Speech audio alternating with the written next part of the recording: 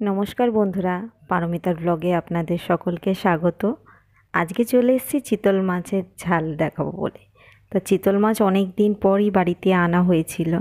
তা ভাবছিলাম কি করব, এখন তো এই মাছ করতে অনেক সময় লাগে, কারণ মুইঠা করতে গেলে অনেক সময় লাগবেই। তা মুইঠা করার জন্য মাছটা আলাদা সরিয়ে নিয়ে পেটের দিকের মাছটা নিয়ে আগে আমি ঝাল করে নিচ্ছি। তা চিতল মাছে নুন হলুদ মাখিয়ে নিয়েছি ভালো মতো করে, সাথে লেবু রস দিয়েছি।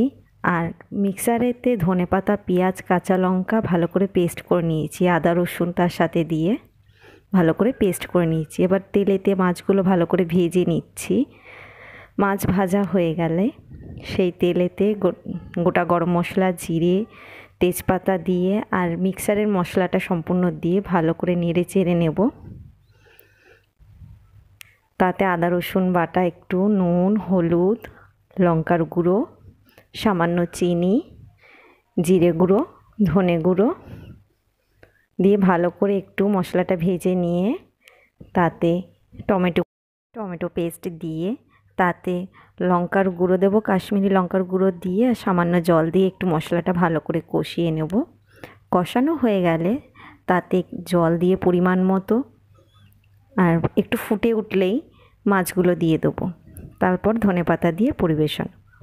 রেসিপিটা ভালো লেগে থাকলে সাবস্ক্রাইব করে দেবেন। ভিডিওটা দেখার জন্য অসংখ্য ধন্যবাদ।